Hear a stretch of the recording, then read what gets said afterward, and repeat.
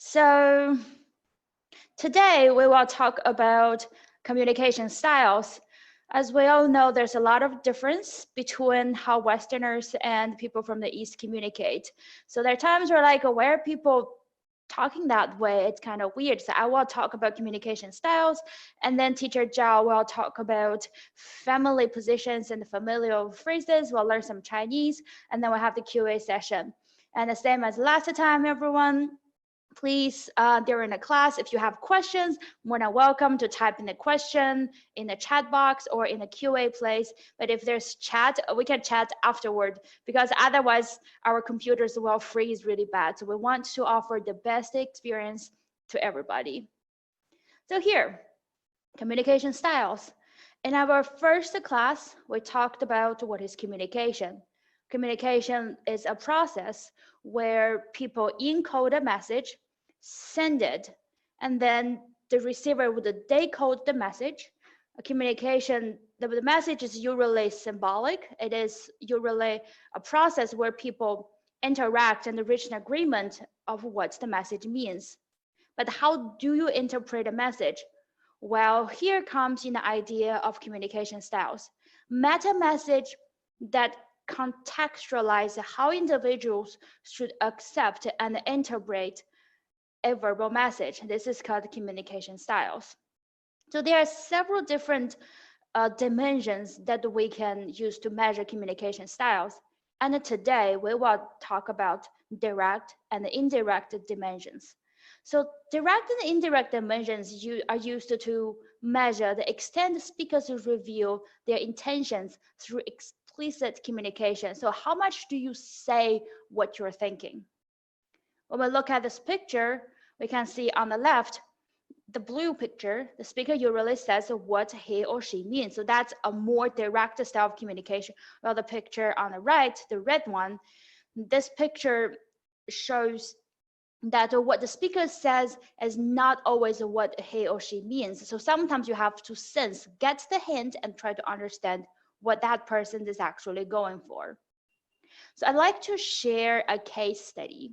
Why so serious? Yes, a lot of you probably watched Batman and know that's a famous quote from Joker, but I actually, encountered this comment before. Before I worked for VIP Kid, I was a business negotiator.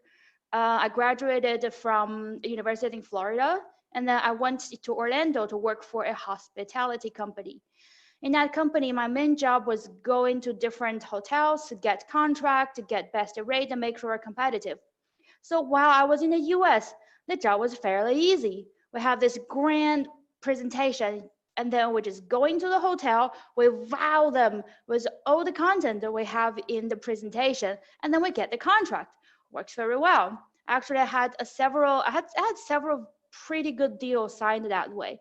Everything took an hour. We walked in, dressed professionally, get into the meeting room, briefly introduce ourselves, introduce the company, and then get the contract. And then I decided to take a bigger challenge. I came back to China and took care of Beijing market.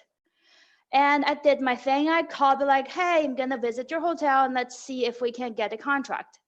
When I went to the hotel, it's a very traditional Chinese hotel, 5-star hotel. An elderly lady about 50 years old came to me. I was eager to show her what I have to offer. I asked her for the meeting room. When I went there was no meeting room. She was meeting me in the lobby of the hotel.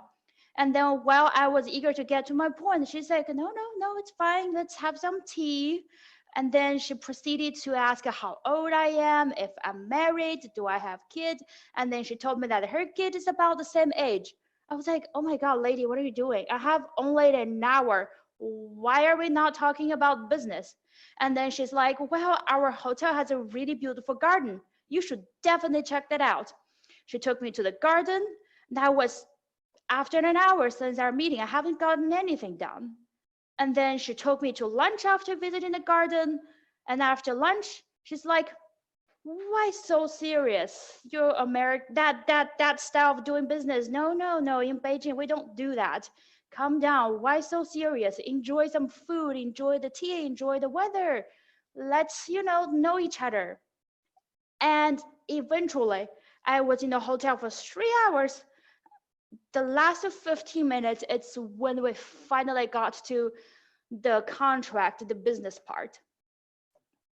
I was so shocked because I had 3 meetings crammed into 3 hour time, and the one meeting took me 3 hours. The whole time I was like, what are you doing? Why are we not talking about business? Well, there's a difference in communication styles. Slowly, I get to understand that, okay, I have this reverse culture shock. When I come back to my home country, the way of doing business is very different. The way of doing communication is very different. So there are 3 keywords that I'd like to point out in terms of the case and in terms of the communication style. The first word is 关系. When we look at this picture on the left, this shows a Western network. It's fairly simple. You do business with someone, you go and you do it. But when we look at the picture on the right, it's a fairly complicated net where everything is interconnected. The best way of doing business is always someone refer you to somebody they already know, and then you become a friend, and then you establish a relationship called 关系, as written here in Chinese. So 关系 defines the fundamental dynamic in personalized social networks of power, and it's a crucial system of belief in Chinese culture. It plays a fundamental role within the Confucian doctrine, which sees the individual as a part of community and a set of family hierarchy and friendly relationships. So always establish relationship first. In particular, there is a focus on tacit mutual commitment, reciprocity, and trust, which are the grounds of 关系 and the 关系 network. I do you a favor, you do me a favor. You are my friend, and I am your friend. My friend can be your friend can be my friend. This is also a characteristic of collectivism culture. The second thing I want to point out is about 礼貌, politeness, and 面子, face culture. So if you rush to ask people for things, they're like, I don't even know you. Why are you asking me for things?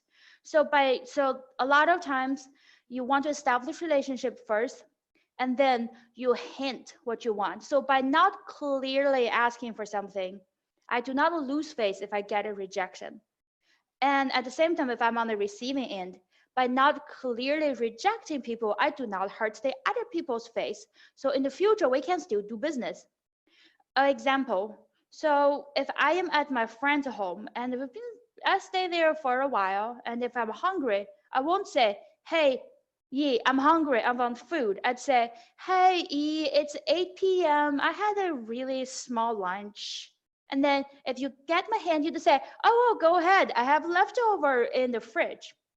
However, if I have overstayed my welcome and Yi has other things to do, she would say something like, well, I also don't have a lot of food. I have a little bit of leftover, but a little bit of leftover. It's kind of gross, but you know, there's a little bit left. So that's a hint of, get out, get out. I don't have food to feed you. Go, I have my things to do. So if I don't clearly ask, I won't get a clear rejection. And if I don't clearly reject, I don't hurt my friend's feeling. I protect her face. So that's a speech act. The third thing is context. So if we look at this chart, we can see some of the country on the high context culture end, some are on the low context culture end. So high context culture often stem from less direct verbal and nonverbal communication, utilizing small communication gestures in the reading into this less direct message with more meaning. For example, when I used to teach classes, so one of the things that I do when my students finish a package of class, of course, I would want the student to continue. So I would talk to the parents, be like, hey, that's the end of this package. We have 2 more class, and then that's the end. But, you know, we have a good relationship, and I think your kids would benefit more from more of this and that, more lessons. And then the parents would get, oh, I'm hinting if they want to continue to learn. So that's a high context culture. But for low context culture, it's the opposite. The direct verbal communication is needed to properly understand the message being said. And doing so relies heavily on explicit verbal skills. So if I'm teaching Chinese, on the other hand, and if I'm dealing with a Western parent, I'd probably say something like, hey, are you interested in continuing to learn with me and pay for another package? So that's just a quick, a small difference. So here are some takeaways. First, it's important to be patient. Whatever business you want to do, try to build a relationship first. Then you will get yourself a very loyal student, very loyal family. So once you establish the relationship, you will find yourself very loyal customers. And secondly, communication with traditional Chinese families or like person can take some time to warm up. A lot of times you don't start your business by talking about your business. You start by talking about your life. You find something that in common. The shows you both watch, if you're similar in age. I mean, I sometimes went to my business partners and the gossip about boys. That's a way of doing business. You always start with something in common. You start with family, kids, meals, and then slowly warm up to or move up to your point. And lastly, what's your point? The answer does not always lay in a word. Sometimes you ask a question, you get an answer, you're like, why is that the answer? That's because it's a high context culture, and sometimes the answer lays in a context.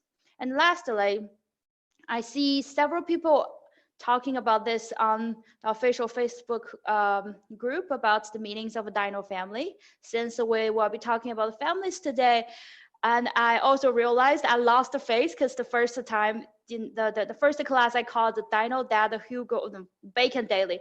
It turns out that I lost the face because his name is Hugo Daily. So here we have all the families, just Dino Daily. Emma Daly's Dino's elder sister, then dad is Hugo Daly, mom is Jono Daly, and then eventually Bob Daly, the youngest of the Dino family. And that I have to share about communication styles. Thank you very much. And now teacher Zhao Yi. Thank you, Kathy. Thank you so much. So by the end of the class, the teacher will know how to call Dino's family members. Okay, now I'm going to share my screen. Just give me 1 second. Okay, great. Casey, can you see my screen? Okay, great. Hi, teachers. I'm so glad to see you again. So last week, we talked about how to introduce yourself. So, 我是 E. I am E. How can you introduce your name? 我是 Great. Yes, you can say 我是 plus your name to introduce your name to your friend. So this week in today's lesson, we're going to talk about 我的家人, my family members. Just in case you were not here last week, I'm going to introduce myself a little bit. My name is Yi, and I'm a LingoBuzz Chinese teacher. I have been working for LingoBuzz for 2 years. So if your children are on the LingoBuzz, they might know me. Okay, so first, let's look at what we're going to learn today. We're going to learn some family terms such as big brother, 哥哥, little brother, 弟弟. And we'll be learning 2 sentence patterns, like 这是, this is, 这是 Dino, and 我爱, I love. And lastly, we will talk about the typical Chinese family structure and some cultural values in Chinese. Great. So first, let's look at this picture. Can you tell me what you can see from this picture? Yes, there is a house with a pig inside. We have talked about that Chinese characters were originated from pictures. So there is a Chinese character, 家. It was originated from this picture. Can you have a guess what the meaning of this character? If your answer is home or house, you are right. Yes, 家 in Chinese means home or house. Do you remember another Chinese character we talked about last week? It is 人.人 in Chinese means people or person. It looks like a man who is walking, right? So now we know know 家 and 人. Now we're going to combine them together to form a new word. It's 家人. It literally means home people. Can you guess what the meaning of these words? Yes, it means family members. And now we're going to learn some words of family terms. Before we get started, I'd like to share a video with you and give you a rough idea how the family terms work in Chinese. Visit all my relatives in my village. Okay, do you know what to call them? Yeah, like, uncles, aunts, brothers, sisters, the usual. Ha! Let me show you the Chinese family tree. So here's you. We all know the basics. Your mom is your mama, your dad is your baba, your older brother is Gogo, your older sister is Jie, your younger sister is Mei Mei, your younger brother is Didi. His dad, your grandpa, is Ye, his mom, your grandma, is Nai Nai. His older brother is your Bo, his older brother's wife is your Bo Niang. His younger brother is your Shu Shu. His younger brother's son who is older than you is your Tang Xiong. Your uncle's son who is younger than you is your Tang Di. And if your uncle's son has a wife, that is your Tang Sao. It is your Gu Biao Ge. Your aunt's son who is younger than you is your Gu Biao Di. Your aunt's daughter who is older than you is your Gu Biao Jie. And your aunt's Feels far. How do you feel so far? Like too complicated, right? Like, oh no, it's too complicated for me. Okay, no worries. So in English, we keep track of two things when it comes to the family terms, the gender and generation. Like for example, you say grandma for both your grandmothers on your dad's side and your mom's side. But in Chinese, there are more factors need to be considered, like the maternal lineage versus the paternal lineage, the relative age, or the married versus the blood related. So in this sense, the word cousin can be split into 8 different ways in Chinese based on the mom's side versus the dad's side and based on the gender and relative age. Okay, so it sounds complicated, but we do have some patterns that you can follow, so do not worry. If you're interested in this video, I will send the link in the chat box and you can check it out after class. So now let's look at this girl. She is going to introduce her father. So she says, 这是我的爸爸. 这 means this. 是 means is. And 我的 is mine. And dad in Chinese is 爸爸. So she says, 这是我的爸爸. In a moment, we're going to learn more words of family terms. Look at this family tree. We are here. This is 我, I. And how to say father in Chinese? It's 爸爸. 爸爸. Can you have a try? 爸爸. Great. As you can see, the two syllables in this word are the same. The only difference is the tone. We repeat the first syllable and say 爸爸. Great.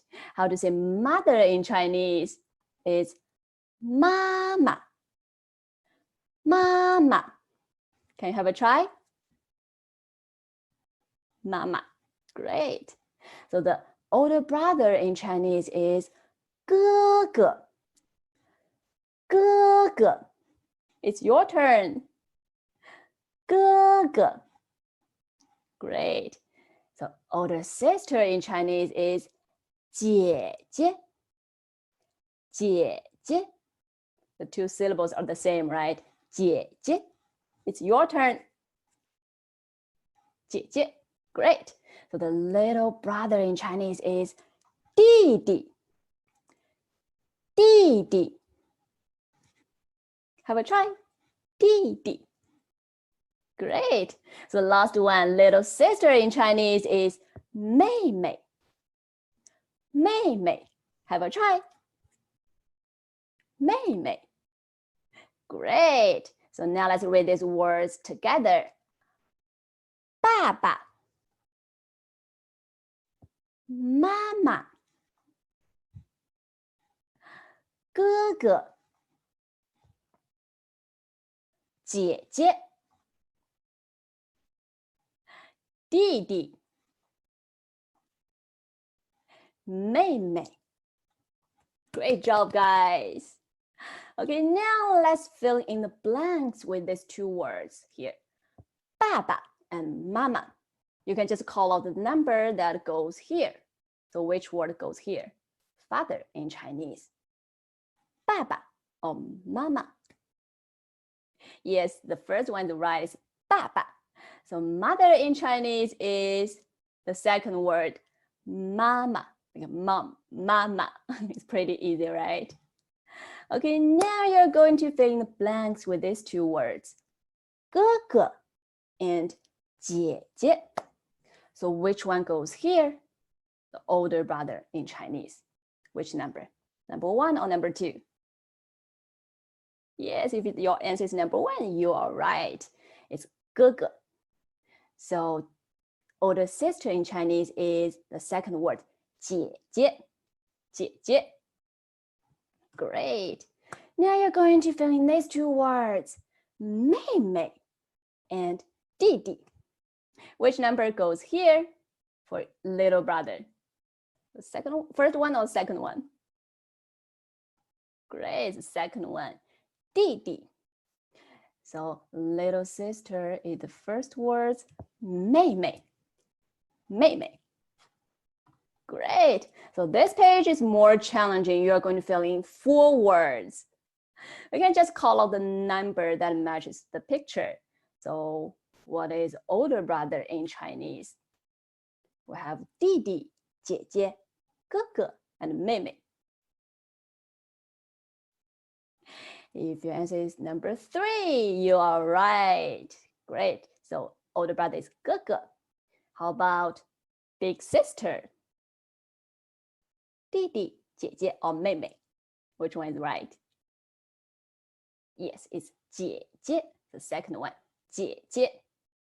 So we have 弟弟 and 妹妹. Which word goes here? Which number? Number 1. Yes, 弟弟 is little brother.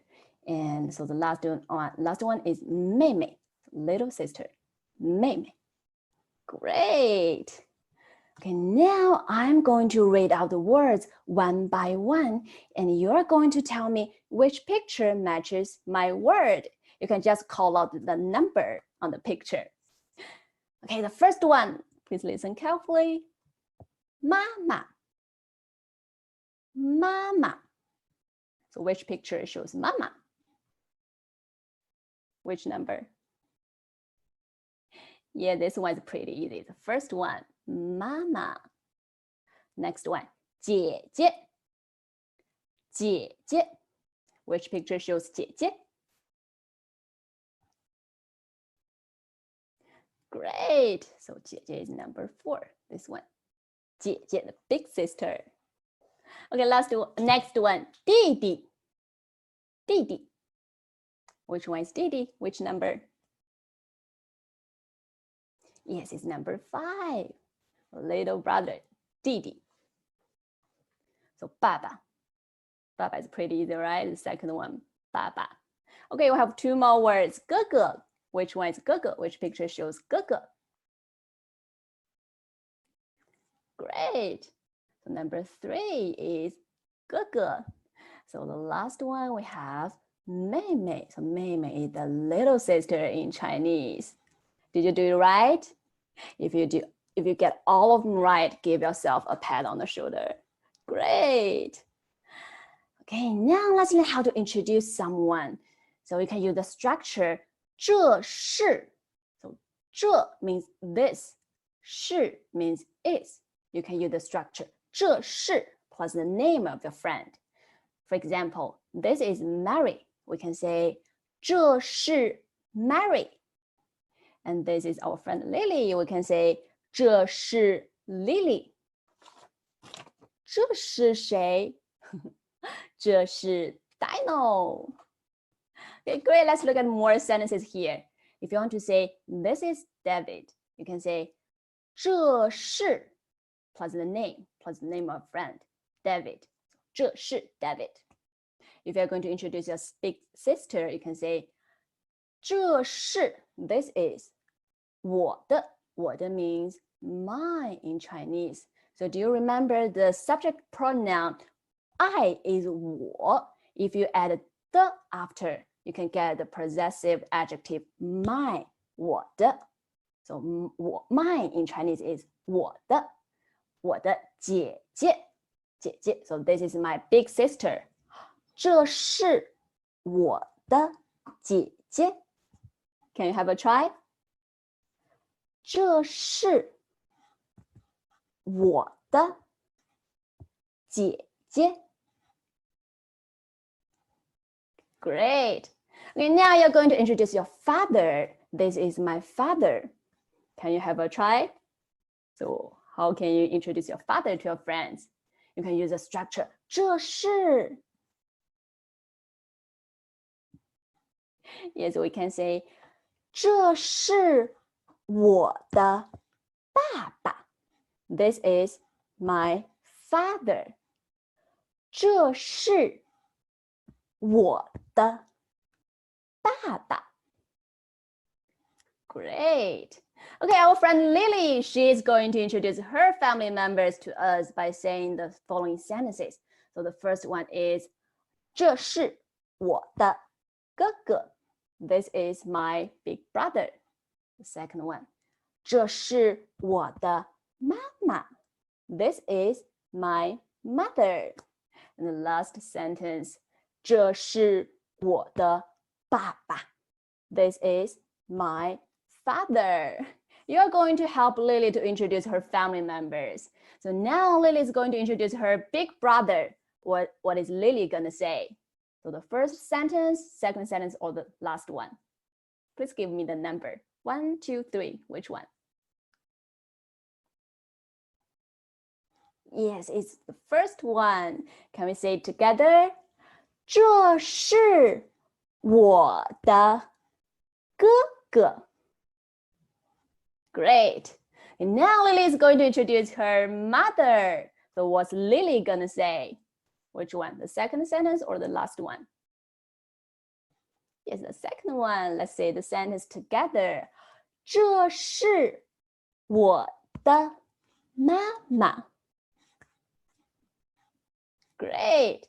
Okay, now Lily is going to introduce her father. So Lily can say, can you have a try?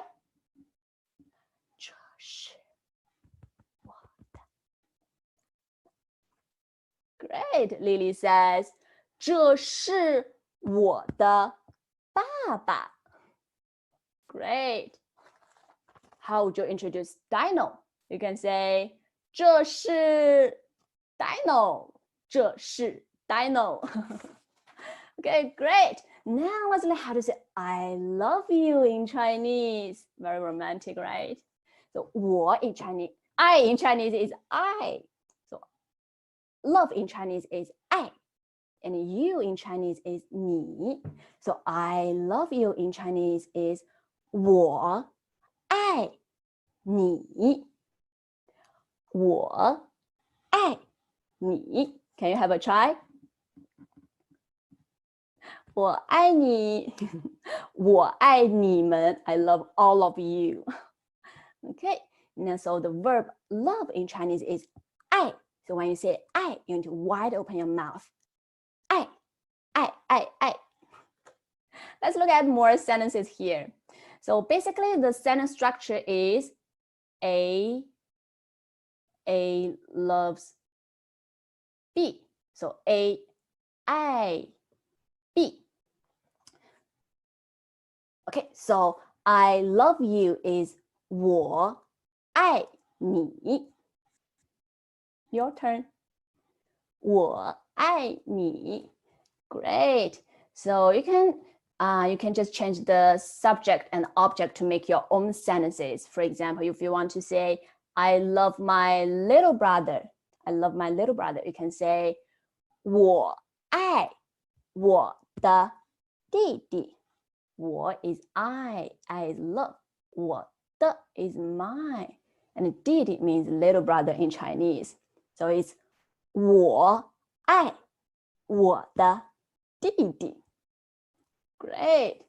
So now if you want to say, my father loves my mother, how can you say this sentence in Chinese? Do you want to have a try? Great. It's 爸爸爱妈妈。爸爸爱妈妈。A-I-B. 爸爸爱妈妈。The word order of this sentence structure is exactly the same as it is in English, so it's pretty easy for you guys. Okay, great. Let's do a matching activity. So you're going to match these three sentences to the right pictures. So the first one is 姐姐爱弟弟。姐姐爱弟弟. Which picture is right? So 1, 2, 3. You can just call out the number. Yes, if your answer is number 3, you're on the right track. So this one shows 姐姐爱弟弟. Great. Next one. 哥哥爱妹妹. Which picture shows 哥哥爱妹妹? First one or the second one? Great, the first one. So 哥哥爱妹妹. Great. Okay, so last one is 爸爸爱妈妈 in this picture. 爸爸爱妈妈.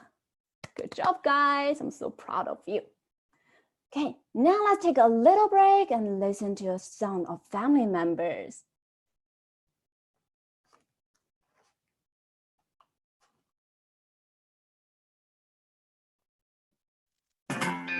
这是我的家人，这是我的家人，这是我的家人。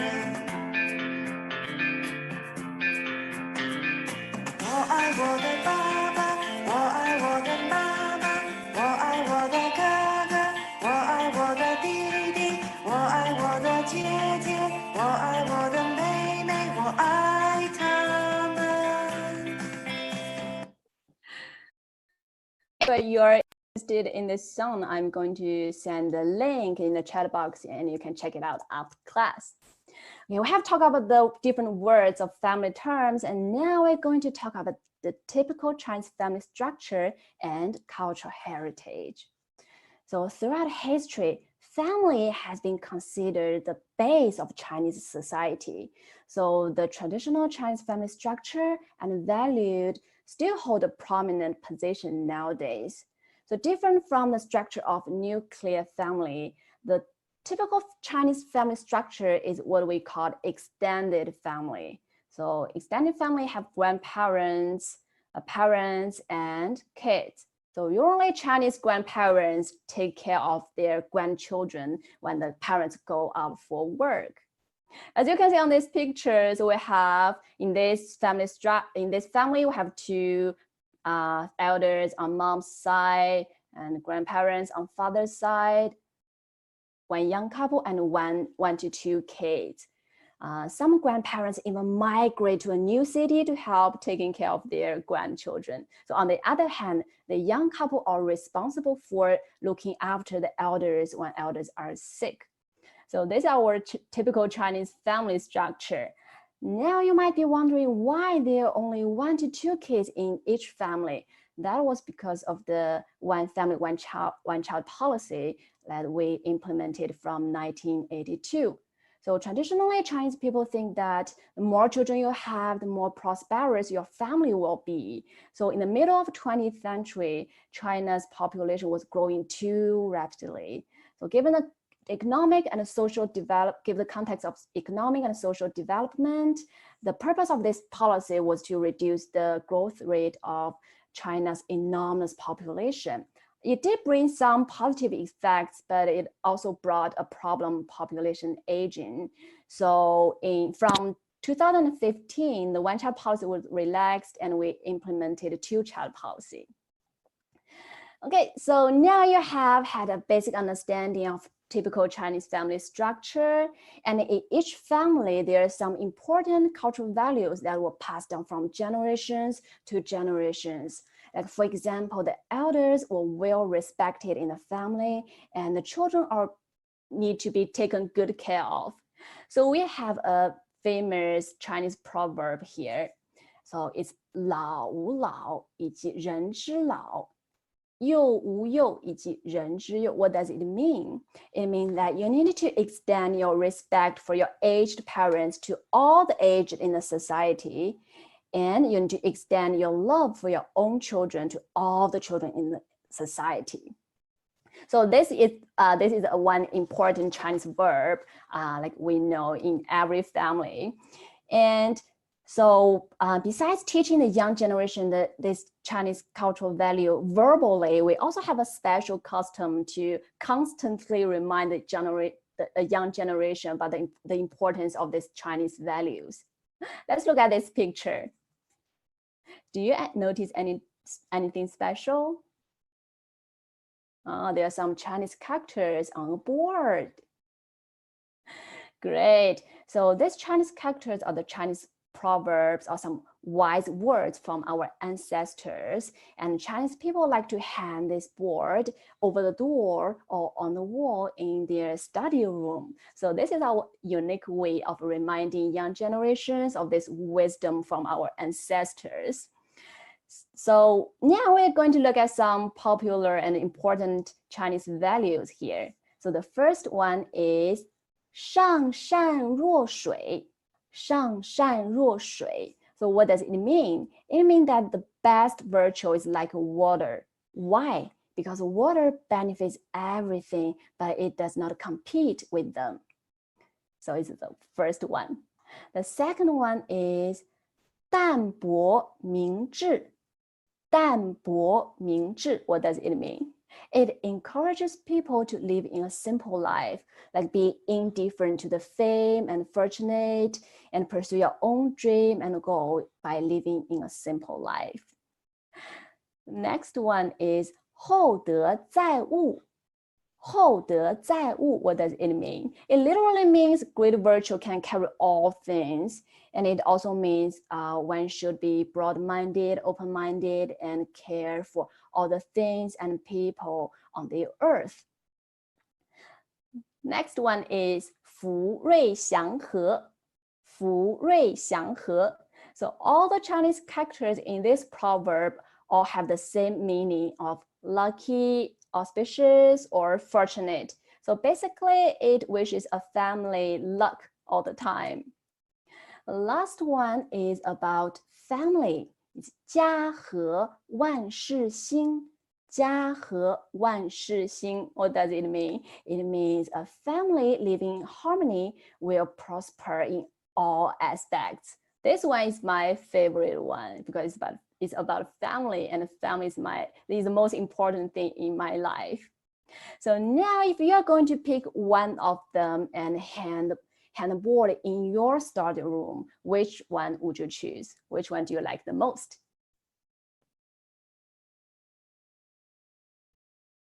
And some of you may like the 福瑞祥和, like wish a family good luck all the time. Or maybe this one, like to live in a simple life and pursue your own dream and your own goal.